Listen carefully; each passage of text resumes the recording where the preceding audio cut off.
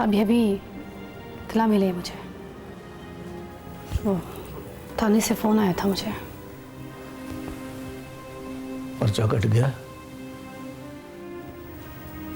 अब तो police red करने वाली है। ऊपर से हुक्म आया कि आज रात से पहले पहले गिरफ्तारी होनी चाहिए। इसीलिए आया हूं तेरे पास। मैं क्या कर सकती हूँ? गिरफ्तारी से बचाना है उसे। नहीं मियाँ जी, इतने जोगी नहीं हूं मैं। गुंडों की पुष्टपनाही नहीं कर सकती मैं। ये गलत है कि उसने किसी की जान पर हमला किया है, पर हमला उसने किसी गलत आदमी पर नहीं किया। इतनी हमदर्दी है तो उससे कहें भाग जाए यहां से। मर्द बच्चा है, भागेगा नहीं।